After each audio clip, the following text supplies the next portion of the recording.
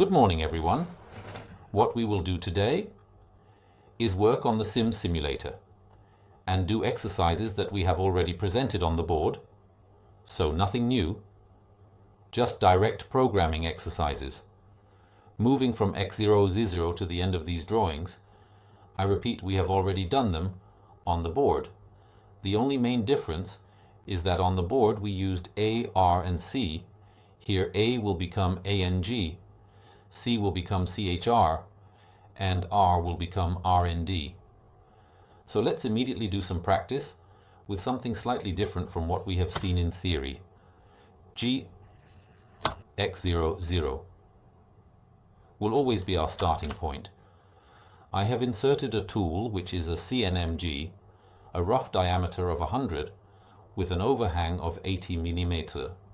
I'm not going to teach you how to use the simulator, but how to program. Let's start by making this shape. So from here on we will move, or rather let's already set f0.3.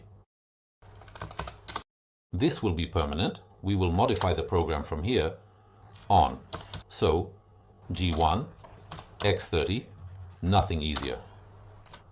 Now let's start moving according to some angles. We only have the data ANG equal to 120, 180 minus 60.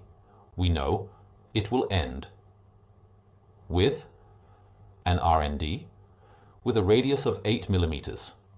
However, we have no indication of where this line will end, but we know exactly that the next line will end with an angle equal to 180 at an X of 70 millimeters and a Z of minus 42 millimeters. Then we will return to rapid G0X 200 Z 300 M30 to finish the program. We did the right things. We can only know by simulating, and let's simulate perfect. You see that we have exactly the profile that goes from here to there. 3D view, which is always nice. And we simulate our work in 3 dimensions.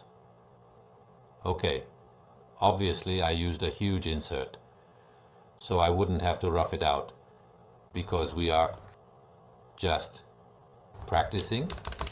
Let's go to this other program, delete everything from here to there, and let's insert x0 again.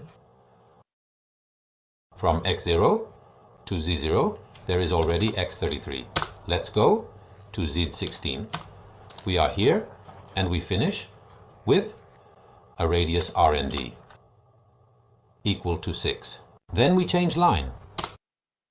We move with an angular movement of 150 degrees because we have a 30, so an opening of 180 minus 30 is 150, and we go to Z minus 35. Now we just need to move to 80. And Z is fine. It hasn't told us how far we will go. So here we will set Z minus 50. 50. We start with the command G0X 200Z 200M30, which is crucial for our process. Next, we proceed to simulate the process, and as you can clearly see, we have successfully achieved this profile. Now let us move on to this other profile, make the necessary edits, and proceed to delete what specifically interests us. So why didn't I use the FANUC simulator? 1, because I want to alternate the two things to get you used to the reasoning of a CNC. The other is valid. 2, because the FANUC simulator has a limit and does not allow me to insert two contiguous angles. In reality, CNC machines obviously allow you to do everything I'm doing. With this simulator, X is always 33. We're here But this time we finish with a chamfer, that is, a chamfer equal to 2. Z16 obviously changes the interface to input the data. This is much more similar to a CNC. Here we also have an angle equal to 150 that ends with a radius equal to 12. How many times will you find yourself putting in A and R? You'll gradually get used to it. We have one last data point, which is a Z35, and we are here. Perfect. X80, radius equal to 2. Z47. This software, I remind you, is available for free download from the internet upon registration, and you can follow exactly everything I do. If you have any doubts about how to input the various data, there is a small tutorial on my channel, or rather a nice tutorial, I would say. Let's give Caesar what is Caesar's on how to input the various data and how to create, edit programs, as you have seen. This RND2 simulation has just been touched upon. If we go to edit, we go to tool selection, and here we write 0.2, and we go to resimulate it. The chamfers will definitely be more similar to reality. This is for that discussion, but I must have made a mistake here because I think this is a radius. Let's see. In fact, here it was a chamfer because it's a bevel. Obviously, I am not currently considering the correction of the tool radius. Let's move on to this. So let's go back to edit and delete everything we don't need. G1, X becomes 50. Z minus 16 is equal to 195. And in my explanation video, if you remember, I wrote 165, making an error of RND 12. And Z and minus 35. X80 bond is equal to 6. And here I also go to put the equal sign that I forgot. After that, new line, Z minus 47. G0 Z 200X 200 met 30. We did the right things and ensure that let's see it in the process of simulation. If we made a mistake, obviously we will have an error where we went wrong in our operation.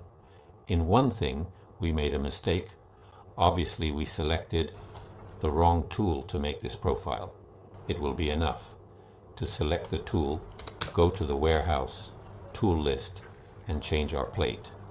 Program Manager, Direct Programming, Simulation, and now we will have an insert at 35 degrees with which we can exactly copy this profile.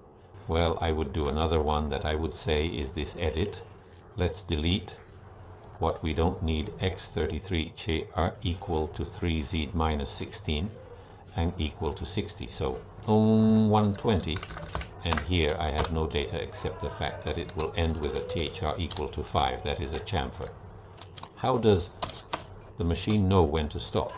By reading the block after which is X90, 1Z minus 50. And as we proceed to the next step, carefully with precision and accuracy in this task as expected in the simulation to achieve the desired outcome in this scenario, as we analyze the situation and make adjustments as necessary to ensure success in our project, and reach our goals.